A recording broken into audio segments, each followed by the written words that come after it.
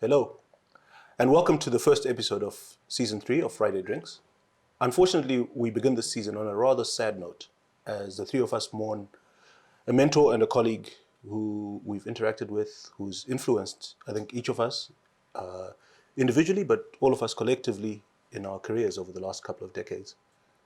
We'll talk a little bit more about him later in the show, but as we normally do at the beginning of every show, what are we drinking, kids?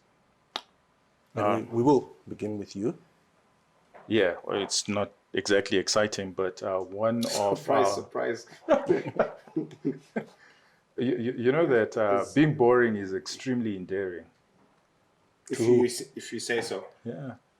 So It's a form of endearment to a lot of people, and one of our viewers has decided, was kind enough to sponsor my drink, and it's Whispers of Summer. You actually needed a sponsor. Well, they were kind enough. it looks like fruit juice. Does It it is. fall into the local as lacquer silo, or was this imported No, from this is some imported exotic- from South Africa. It's Sarah's no sugar added, and it's Whispers of Summer. So thank you very much, viewer, and we appreciate it. And that's what I'm gonna have. Okay. I mean, I guess in the interest of fairness, we must Yes, thank you very much. Thank you, Anonymous. Yeah. I guess in the world of fruit juice, if it comes in a box, it doesn't mean it's poor quality. No, it's not. Anyway, what are we having, Shuba? Well, last week while I was away, you had an interesting delivered. So one of my older brothers, who is a morpho and wishes to remain anonymous, decided that they could do us one better, and they got us a bottle from the same house, Glenlivet, but the 18-year-old, and perhaps you can tell us whether it's a winner compared to what you had by yourself in your namesake last week. Thank you. Your pouring's improved, eh? I like the color. Why are you putting water in, and he's not? I aspire to remain lucid throughout this show. Okay, but is that not defeating the whole purpose of whiskey? No, not really. And So, 18-year-old. No, actually, it's actually recommended that you dilute it. I think it's roughly two-thirds, so one-third. correct me if I'm wrong. What really sacrileges I could actually be wrong, yeah. But the whole idea of 18 years old, it's you're straining water out of. No, straining is absolutely the wrong adjective. Okay. So what you're doing is it's aged in a barrel, and what's happening over those 18 years is that it is getting flavor from the oak. It does get stronger as it ages, right? So it does lose some water, but basically Not much. Okay. What they do when they're done is they actually add water to, unless it's cask strength. Okay. So when they bottle it, they actually themselves add water. I mean, look, there are some whiskey Nazis or purists who are adamant that it should only be enjoyed neat or with a dash of water. But, how boring would the world be if we all diligently adhered to the purists? Okay. You should read one of these. Oh, so the books thank are you. here. No, thank you. By the way, thanks for bringing that up, actually. We had some logistical challenges, but to the winners of our YouTube channel, the books are here. So if you get in touch with Ranga on Facebook, he will organize... or YouTube, he will organize delivery or collection.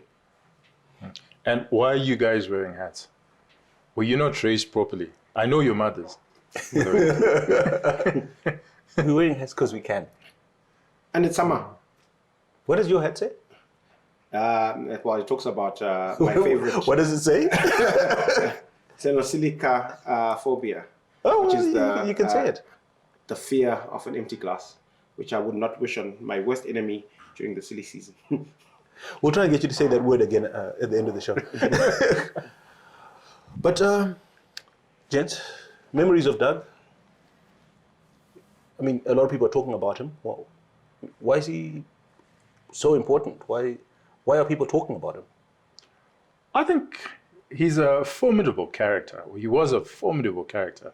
If you think about it, if you look at the greats in terms of entrepreneurship, I think his name will be in post-independent Zimbabwe, and especially after 1990.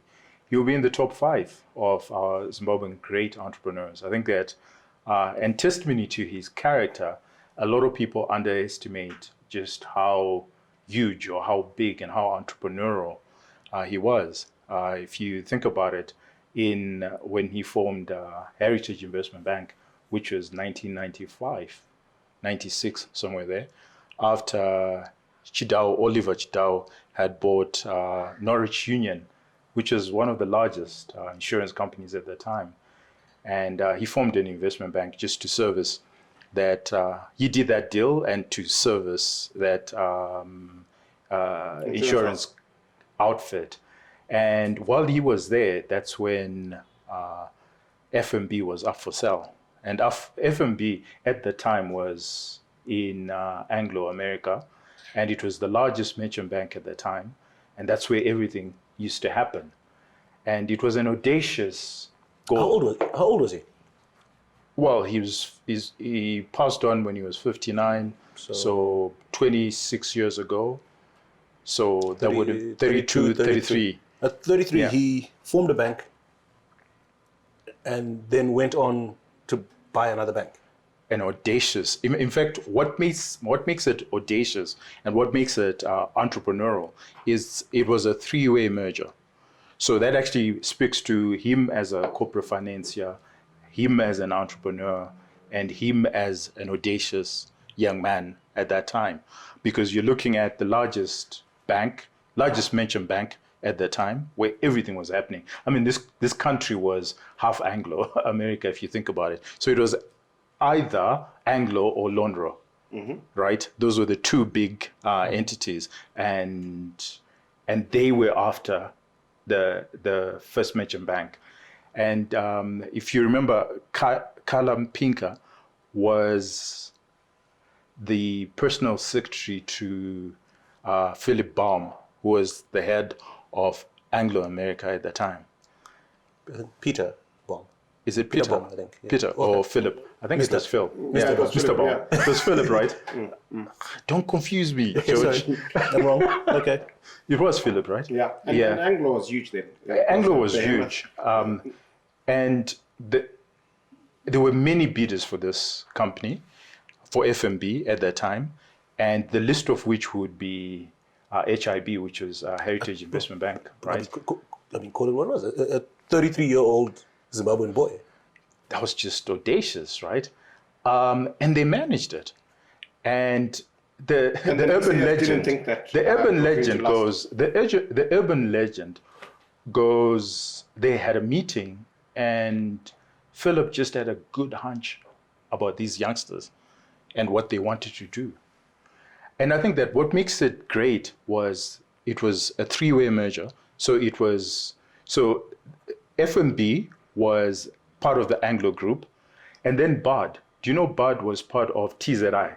Remember, TZI was another outfit that was huge in itself, and BAD was the largest discount house. I mean, now people don't know. Yes. TZI. Yeah, TZI. Yes. But people forget that at the material time, BAD was the largest discount house. And this was important because in the 90s, certainly in the 80s and 90s, we had what we termed gilts. And this is just government debt. So there was a lot of government debt. You're getting into a rabbit hole. People who traded gilts were discount houses. Or discount houses. And so you had the biggest merchant bank, you had the biggest discount house, and then you had this new kid on the block. And you then had a merger of all the 3 entities. But that wasn't enough, because what then happens after that particular merger is they went on and merged with UDC. And UDC was the largest leasing company at that time. And what people don't understand or forget, actually, it's UDC had the licenses in the different African countries. Yeah. So in Tanzania, Zambia, Malawi, well, no, not in Malawi, but in Zambia, Mozambique, and Botswana. So they actually used those licenses. So that's the entrepreneurial bit going through, was they used the UDC license, which was a leasing company, and they turned it into a banking license. All those. And what's fascinating is that if you look at the heritage of all these companies, FNB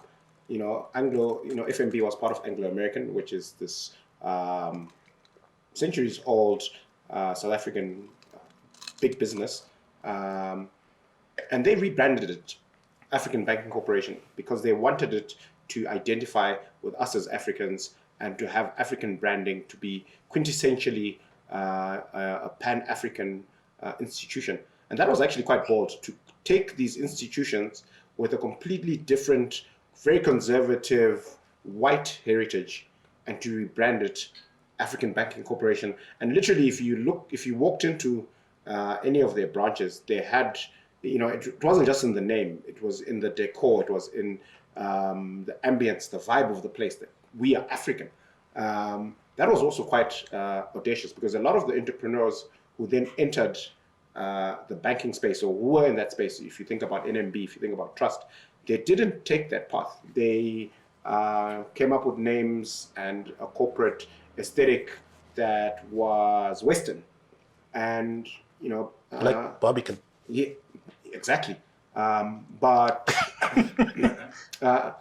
African Banking The Corporation. guy was teaching at London School of Economics. Don't play. I'm just saying. I mean, of all names in the world, you pick Barbican. But anyway, It's a significant name if you lived in London. That's my point. And it's not like he hadn't been exposed. I think he went to school at the American University, so he had the benefit of that. The culture and history from those parts of the world. But he'd worked for the IFC. Exactly. Yeah. So to choose a distinctly African name and branding style is also quite bold. Even further than that, the individuals, if you remember at the beginning, some of the individuals that were in Bank ABC at the time, Paris Kojo, Takarasha, what's his name? Cephas Takarasha, very colorful and very bright youngsters that he brought in, Africans that he brought in into the bank. George Maniere. Walter Kabwanji. Yeah. Yeah, so it's a fantastic story of indigenous entrepreneurship, and that's actually not the whole of his legacy. There's actually much more to talk about. No, I mean, and when you were starting to talk about entrepreneurship, I thought you were also going to talk about the role that Bank ABC played in supporting young black businesses at the time, in that period in the 90s and 2000s. Absolutely. I think a lot of people owe their businesses or their banking finance. I mean, the real reason why Bank ABC or any of these indigenous institutions started was to really target the black indigenous business people or black businesses. And they did phenomenally well, one of which a lot of people may not remember. When all the municipal financing, a lot of the municipality financing was coming from Bank ABC. A lot of our trucks, if you remember, they were always, the garbage collection trucks were always sponsored by Bank ABC. A lot of the government debt was also financed by Bank ABC. A lot of the entrepreneurs, I mean, Trevor Ngube, a lot of the entrepreneurs got their financing, their banking, finance, and facilities from Bank ABC. So which is quite significant, not just in Zimbabwe, but across. If you go to Tanzania, they spoke of Bank ABC. If you go to Botswana, it was, again, a market that was dominated by Bank ABC. If you go to Zambia, the name was out there. Yeah, they were audacious. And they were not afraid to venture into difficult markets, and sometimes they didn't get it right. And they would come back to the market and they would tell us about some of the missteps, and they would bounce back and they would persevere and they would continue.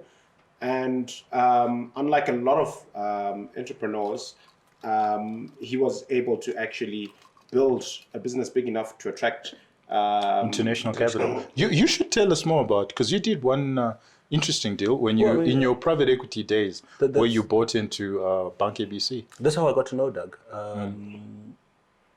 I worked for the German firm, which, to my credit or to my shame, began the process of Doug and his partners exiting Bank ABC. We took initially, I think, a 16% stake, eventually going up to a slight majority stake in the group in about 2000, in the period 2008 to about 2012.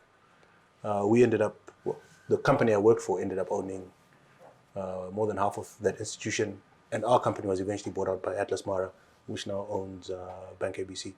But I'll tell you, what was quite clear when we were doing the transaction was this was actually a solid business. There was a lot of value in there, and the guys who were running it certainly knew what they were doing. Our bosses in Germany, who were very wealthy Europeans or very experienced global investment bankers sitting around the table, unanimously voted in favor of that purchase and the follow-on investments that the fund made into Bank ABC in those years. But yeah, it was a very impressive business. I was fortunate to spend a lot of time with Doug, one-on-one, in Joburg during that time, negotiating the deal. I was very young. I was basically a nobody, but he treated me like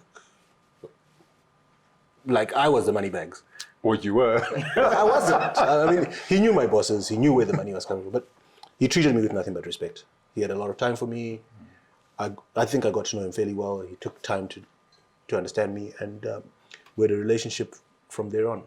I remember him as nothing but a gentleman. Absolutely. Yeah, I'll drink to that. And maybe this is a good time to pause. We'll be back in a couple of minutes.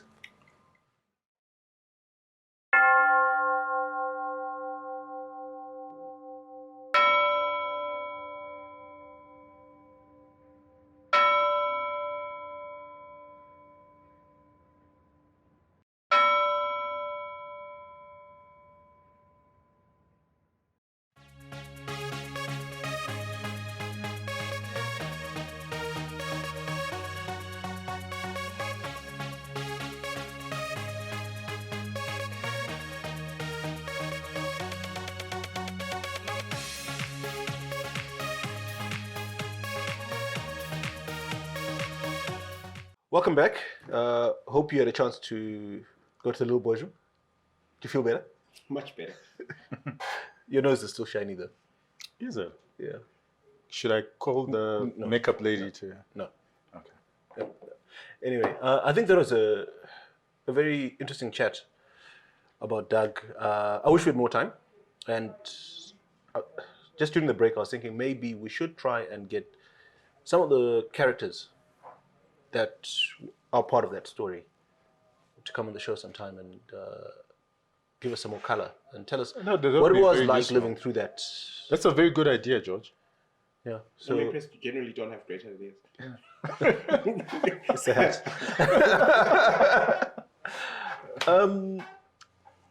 So there's been a lot in the news this week about this conference in Durban. I've been calling it the AfCFTA, but I'm told that's not how you pronounce it. Well, it's an acronym, right? It's AfCFTA. What does it stand for? I mean, who creates an organization and gives it a name like that? Africans. Very clever. Very clever Africans. No. Very clever. Very clever. For the benefit of our audience, what does the acronym stand for? Have you ever been, okay, so I'm not going to say much, but if you've ever been in one of these classes, or if you've been to Switzerland, I'm sure you had Nigerians and Ghanaians and Kenyans in there. Mm-hmm. And you know the predilection to use very bombastic language and no, I am not going to write that bait. Can we stay? It's African Continental Free Trade Area. Okay. I think it's very important. So I mean, it's been in the news, but what's this about, and why is it important? I think it's very, very, very important because this is Africa making a swing at EU type of free trade. So within the African continent, we've got 54 countries, 3,000 tribes or so, and this is our. What does free trade mean? Free trade means across borders. There's no restrictions to goods and services across the borders. But across all 54 But borders. but okay. Why do you even think this will work, right? So right now we're part of COMESA. We're part of SADC. I think let's tone it down a bit. Let's tone it down a bit. First, let's explain the aspiration. Okay. All right. So yes. let's be very clear. Yes, what's the The aspiration is an EU type of free trade within the 54. I think 53 countries have already signed up. But Who hasn't?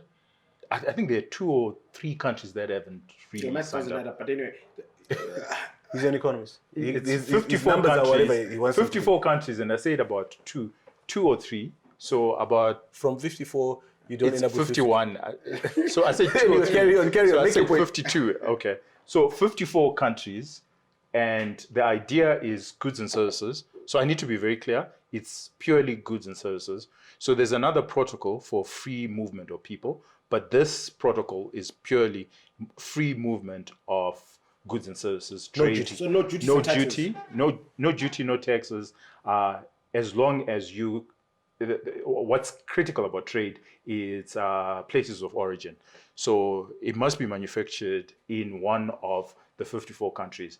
If that's the case, then that particular good can move from Cape to Cairo or across without any restrictions whatsoever. I think that's the aspiration. So let's be very clear about what the aspiration is. And then we can zero down. What's the timeline? So it was supposed to be in effect if it wasn't for COVID. But the idea was So 2021. COVID affects free movement of Hey, goods. don't attack him. Well, No, I'm just asking, I'm being- it has. Our borders are closed, right? No, we still Lots of import free Okay. goods. Anyway, children. Right. So it was supposed to be. Let's get into the It was supposed to be aspirations 2021. first. 2020, 2021, and I think they've now, it's now in effect, but they've delayed some of the restrictions up to 2024. And then from 2024, what they're expecting is from 2024 to 2030, 90% of any trade barriers would be collapsed. And then it's 100%. 2030. That's. It just sounds like they're not serious. Like No, they are very serious. I think, guys, okay, gentlemen, let's be very clear about the aspirations so that we can judge them properly. I don't like criticizing something that we have not identified and said, okay, these are the aspirations. But, okay, if you think about But we the don't- EU, when what's Charles de Gaulle, right? If you remember, that was what 1957 or thereabouts. But they made concrete steps. With, But what is it 1957 called? The coal and steel. Yeah, exactly. But it was 1957, 1970, until 1992, 91, 92, when they made concrete efforts, no, but right? but And actually, it was operationalized later. So I I think, think you're giving the Europeans too much. It's a bad analogy, right? Because All right. the difference between Europe and Africa is that, so if you look at the great sovereigns of Europe, right? It's not because there's some foreign capital that drew those borders. Those borders were a function of how people identified, right? Well, not quite. A function For of the most wars. part, like if you look at they were drawn. No, they were drawn, and it's a function of wars. Yeah. yeah, okay. Whereas all of Africa's borders, If you remember Prussia, Austro-Hungary, I mean, Czechoslovakia, Sure. Yugoslavia, But- Yugoslavia. Baltic state. what I'm saying is, Your point does not count. No. What I'm saying is they have some sort of patriotic or emotional connection to their nation states that we don't And naturally Africans have don't? here. No. Because our borders were drawn in 1884, right? And they were not necessarily a function of tribal connections and people's heritage, right? It was they were drawn in Berlin by a bunch of old white men who didn't really care about how we felt in this part of the world, about the borders they were putting together. So it's very different. So for them, No, You're not. Your case is very weak, right? So, George. no. Even your understanding of history is. Yeah, it's very weak. So not correct. And in any case, you know, And you're persisting with this. No, I'm not persisting with that line. I'm taking a different line now Thank to you. say You're not a shake building. by the way. So the EU was formed in the 1970s. Yes, they had this long 20-year process, but 50s. Right, In from the the 50s, 50s, Charles de Gaulle. right, before they actually had the conference and started pinning things. But we have the benefit of that history, okay? So we can't be saying, well, because it took them from the 50s to the 70s, well, it should take us 20 years too, if we're serious. It shouldn't. Now I agree with you. That's... Okay, so wait, If we're serious, I actually why disagree. why should it take us until 2030? I actually disagree, and I want to make the point so that when we're criticizing it, and I do have serious criticism, but I think that the aspiration is actually the right aspiration. I think let's not get it wrong. Let's not be bogged down with how long it will take or what needs to happen. The question I have for you: do you think that a free trade is a right aspiration in great Africa? aspiration. Everyone agrees. Do you agree with that? Everyone agrees. Okay, so fantastic. So let's start from there. It's a great aspiration. What do you think the next steps should be? Make it happen. Oh, okay. It's not rocket science. So they've actually, it's now in law. It's going to take until 2030. Everybody has signed. No, by 2030, it's 100% free trade. 90% it's at the beginning. They're going to start because okay, you should have said that. Because what's going to happen, even in the EU, you still have trade restrictions. So 90% is 2024. 2024, Okay. 90% should be done, and then between 2024 and 2024, 90% should be done. Between 2024 and 2030 should be like the extra should go down 7%. Yes, you're just going down the percentage. No, so if you say that- by 2030, it's No, if you say a that, free if you say trade. that, then it's okay. And why I wanted us to get into the nitty-gritties, and I don't want to criticize their aspirations. I want to criticize real core issues, like movement of people.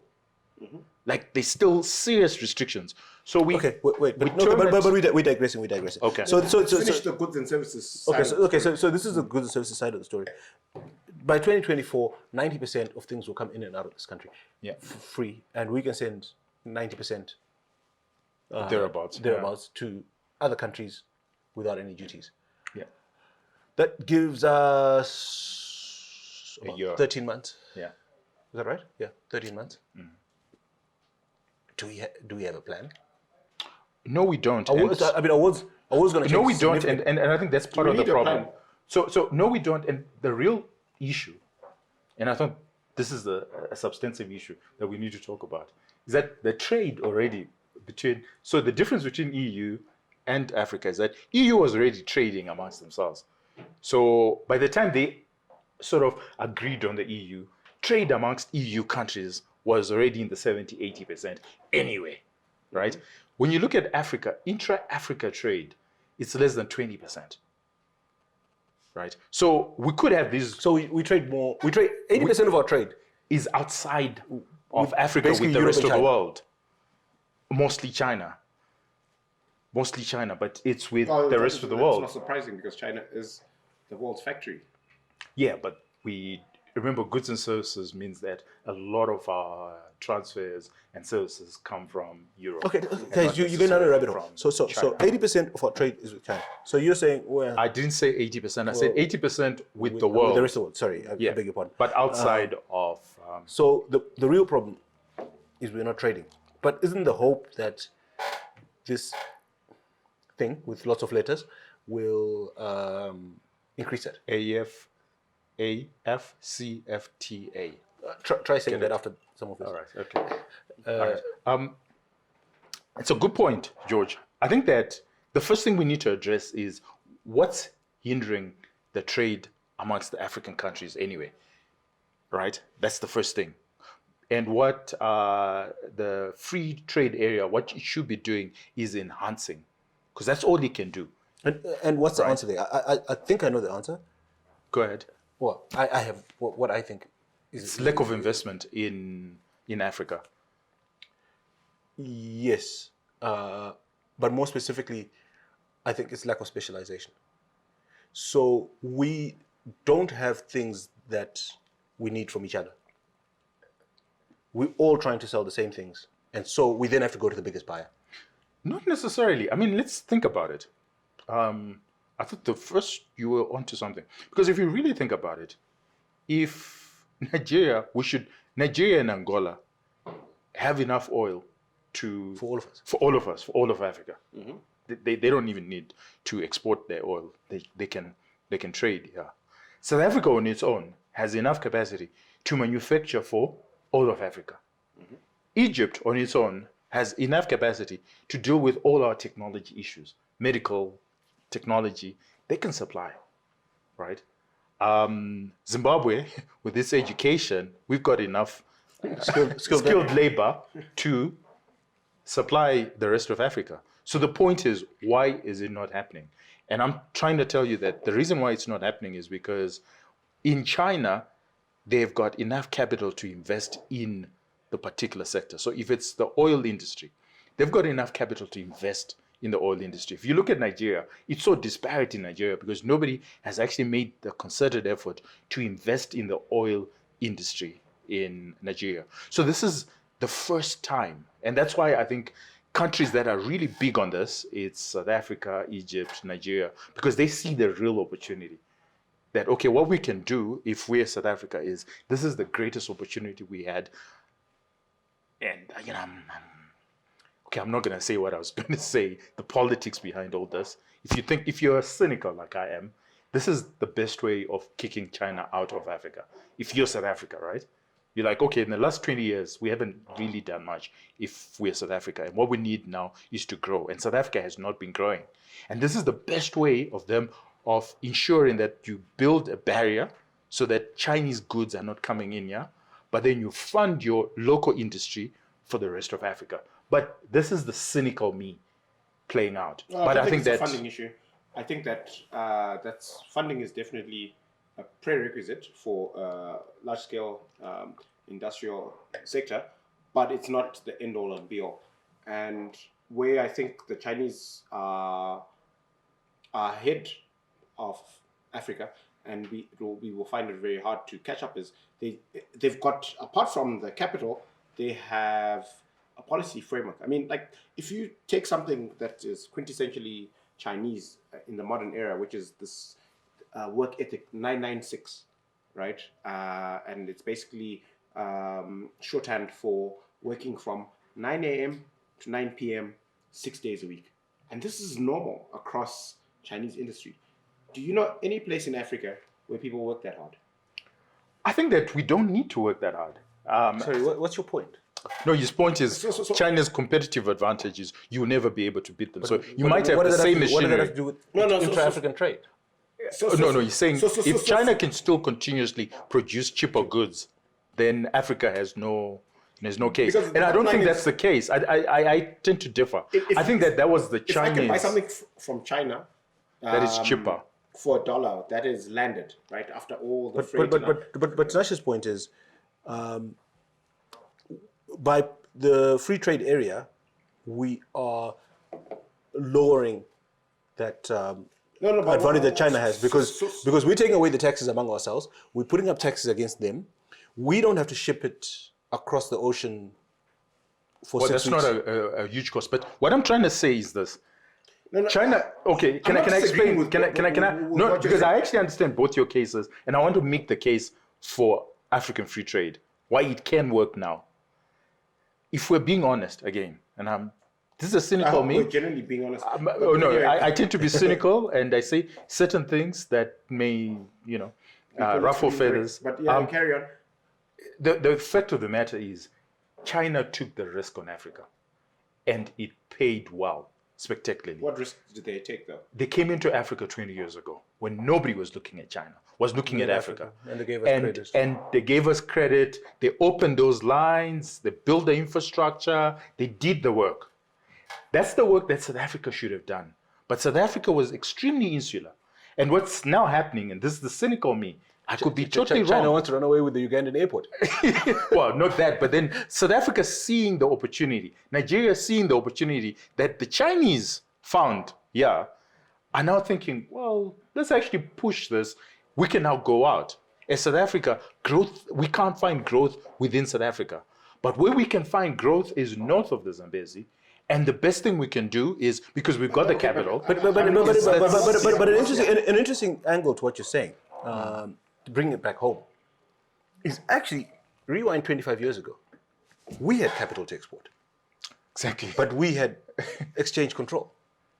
Yes. So the capital lay idle here. Oh, this is a fantastic. And it's not a capital issue, gentlemen. This is fantastic because what No, he's saying if is, we had built an airport in Malawi, if we built factories in Zambia, No. Let's run with the Malawi airport. and you're actually for a good. minute. Let's take this anecdote further. Then what? Yeah, we built an airport in Malawi, and we're going to be earning revenues from there. Exporting But capital. Okay. Zimbabwe could have exported capital, purely capital, but you had exchange controls. So this is what was vexing me about what you're saying about Chinese investments in Africa over the last 20 years. The Chinese, to the extent that they've made investments here, is because they want to extract natural resources. They want first dibs. It's not And altruistic. we could have done this ourselves with the rest of Africa. The return on those Why investments wouldn't are- South Africa are want next to level do phenomenal. exactly the same? And nobody's saying they are being altruistic. No, they're not. It was business decisions, but they took the risk. Do you doubt that they took the risk? They didn't take much risk. If you Oh my! did. Oh my gosh! They built a railway line in Angola. Oh my gosh! Would you Look 20 at years the ago, ports. would you Look have at the ports 10,000 around Africa that the Chinese have developed over the last 20 years. No, but you The see, infrastructure that China has developed Rufaro, So- would you in the movement of goods and Rufaro, services. 20 years ago, Let's have a would you discussion have about the risk. Wait, what Rufaro, are the relationships that China has with African Rufaro. national governments? 20 years ago, Are they good or bad? Rufaro, would you have put $20 in an Angolan bank account? If I was as an individual, definitely not. As China, And they built a railway line and they built a port. So what do you mean they didn't take risks? 2002, the war ended in Angola, in Luanda. If you had gone into Luanda, even now, guys will still not put money in Luanda. And the Chinese did. no. They took a huge I risk. think that A huge risk on Africa. Remember, in 2002, So the- Africa was the hopeless continent. I like that you used me and $20 as an example. So in the first instance, $20 is a material amount of money in the you. context of No, you. right? Yes, right. 20 is material to you. And secondly, my capacity to have leverage on the Angolan government is also minuscule. Whereas for China, when you look at the amount they've invested in the context of their pot of capital, right, it's tiny. And when you look at it further in the context of their political influence on the continent, the risk is not that big because the president So why of China didn't South Africa can pick do up it? the phone Why didn't Zimbabwe do it? and make an African leader So jump up and down. why didn't Zimbabwe do it? Small investors can't do that. No, Why didn't Zimbabwe do it? You know that the Germans... Which African state can Okay. our country pick up the phone and call and make that guy jump up and Okay, down? never mind African states. Yeah. You know that the World Bank and some other Paris Club creditors have money sunk here, Is it And they- material to them? Number one. and they have tried making phone calls, And it hasn't happened. and it hasn't happened. And do you know the number of coups that have happened in the last... It wasn't a safe investment. It wasn't a safe bet. Africa, even today, Africa is not a safe bet. We're not going to be personal. And the reason why I avoided being personal is I know where his money is. And it's It's not Africa. Angola. So we're not going to be personal, right? But China took a big risk. And at the material time, South Africa could have taken that risk. They didn't. Zimbabwe could have taken that risk. We didn't. China took that risk. And I think that what's happening now is South Africa can see the potential, what you're seeing. And I think that now the big South Africa, Nigeria, Egypt are quite serious about the free trade because they see the benefits. And unfortunately, we no longer have the capital. So I think the real reason why we're having this is Zimbabwe ready for it? And I don't think so. I think this is a good place to let Rufaro go and recover from his slap down. We'll be back in a couple of minutes.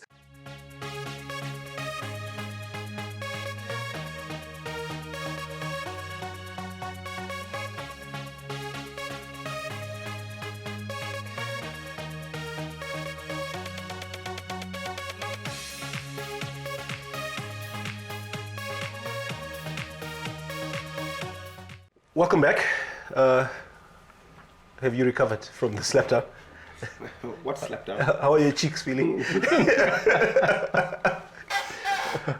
But yes, we would love to have your thoughts and opinions on the show. Perhaps we've been unfair to our 6-year-old here. If you agree with him, please comment on our social media pages and let us have your thoughts.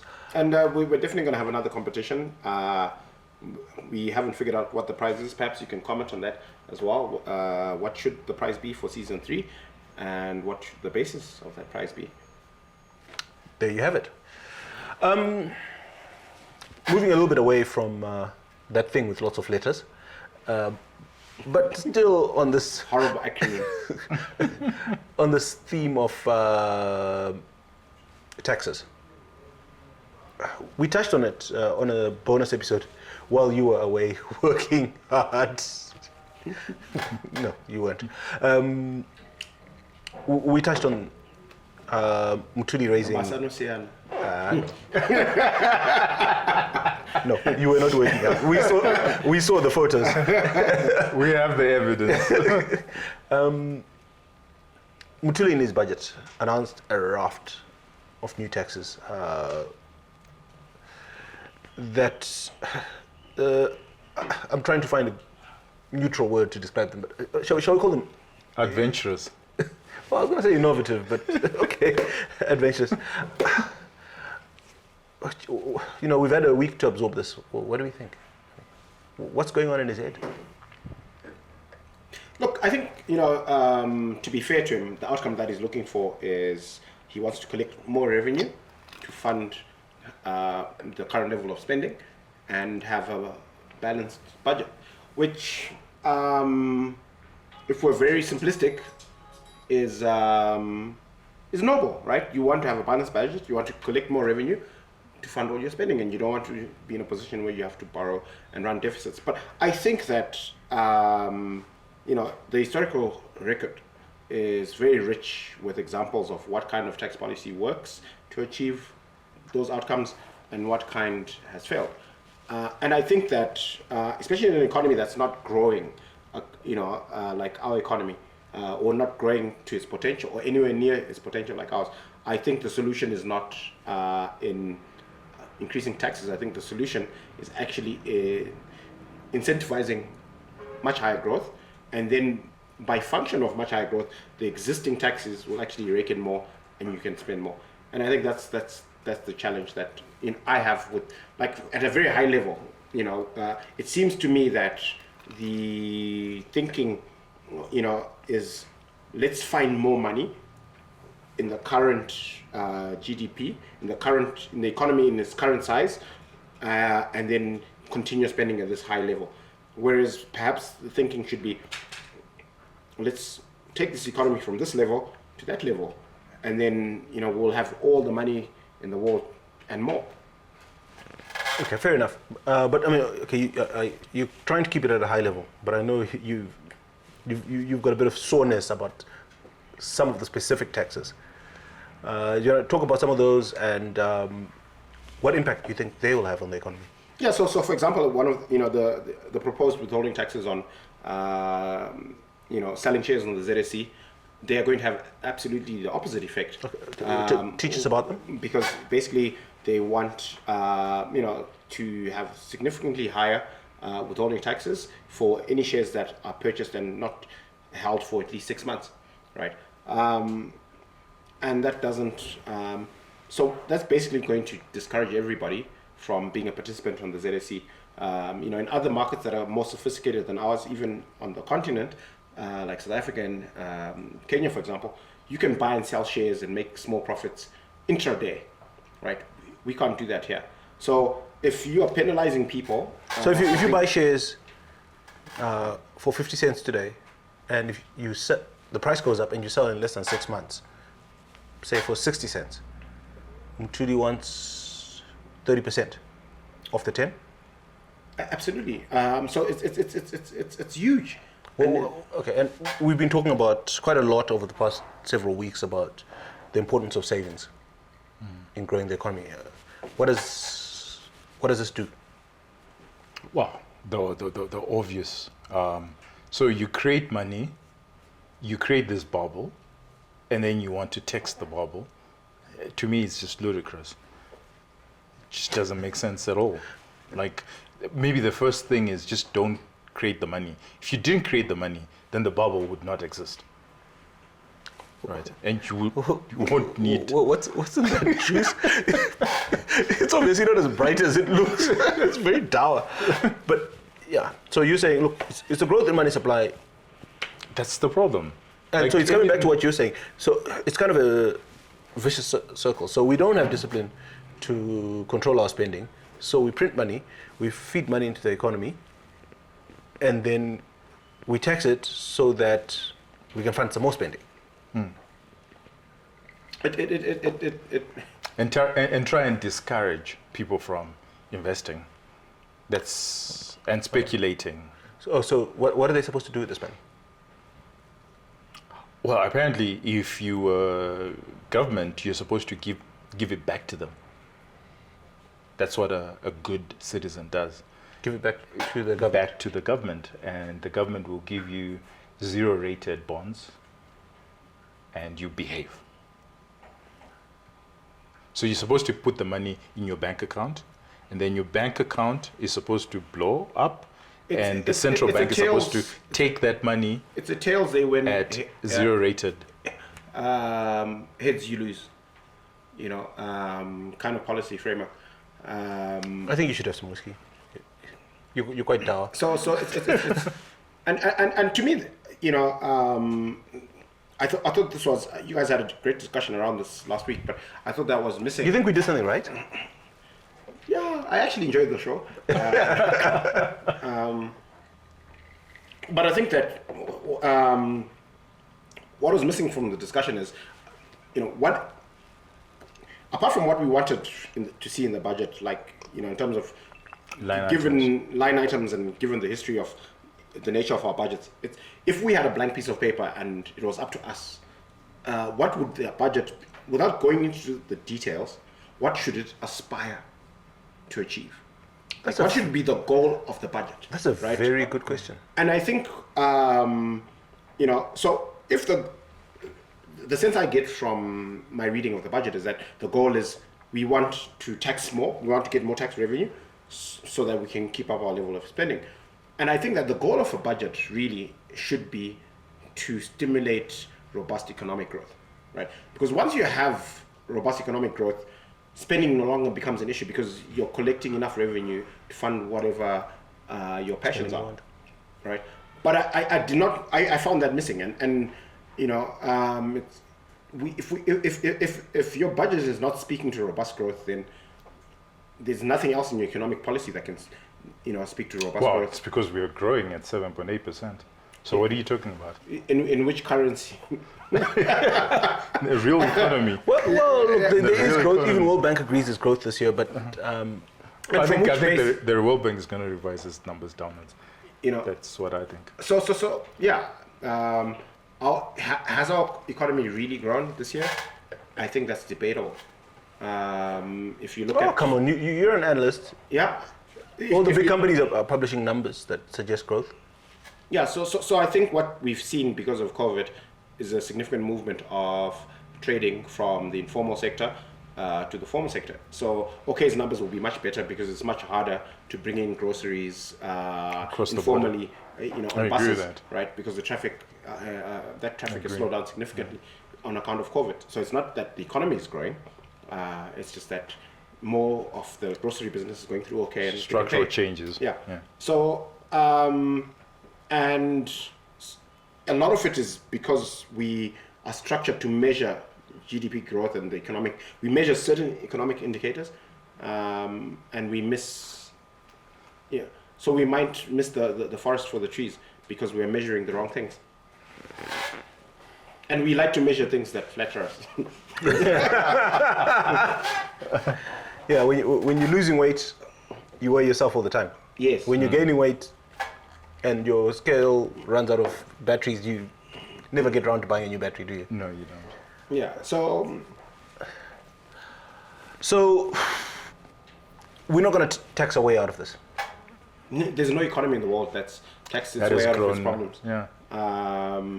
Even asking my mother to pay $50 when she buys a new Mbudzi phone Yeah, that's just that's just ludicrous. It's adventurous. I can't imagine how that will work. And so all that it's the incentive is that it creates is for funds to come through informal, illegal channels. And you realize if you don't have a tax clearance, the withholding tax is now 30%. To me, that's the big issue I have problems with. That's And just if you don't have a tax clearance for any reason, for any number of if VAT, technical reasons. If VAT is 15%, why would you be taxing the informal sector double what the corporates are? You're not necessarily informal, Tinashe. There could be any technical reason. There could be any technical reason why you don't have a tax clearance today, and you invoice your supplier, your customer. They will pay you minus 30%. 30%. Well, if you're a corporate, at least you can claim it back when you sorted out your problems. At the end of the year. At least with you inflation can. running at the level it is. Well, if you're an informal sector, you don't have that. And remember, previously, the informal sector didn't mind the 10%. They couldn't claim it back, but they were like, grudgingly, but they were like, okay. Because it's a reasonable presumptive It's tax. a reasonable presumptive tax. Now at 30%, you're just telling the guy, you know what, remain in the shadows. In fact, go deeper into the shadows. Go deeper in the shadows. Don't even come. Because if you come up, we're after you.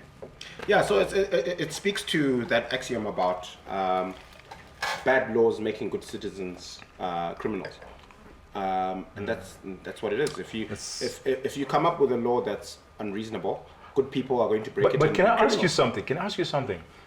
Clearly he's desperate. Why would he be desperate? Zimra has continuously outdone their budgets. They're always ahead of their budgets. An SDR windfall. We've got aid. We've got why the desperation? Because of the lack of vision. If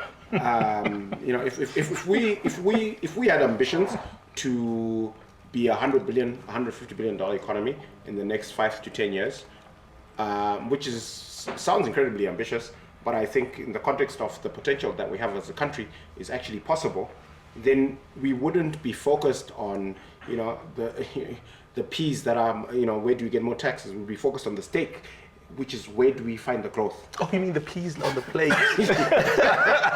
All right. Because to me, these are, we're focused on the peas and not the steak. And the steak is much more interesting than the peas. He's a vegetarian. Oh, really? Since when? Well, for this moment, For about 8 weeks now. it's he's a fashionable guy, eh? So currently, it's fashionable to be vegetarian. So Well, I go through seasons, right? Yes. Like Fads. well, not fads, because it's not a fad if I do it annually. okay, so you must have You go through your dry season. you must have a whiskey season, sir. Why should I?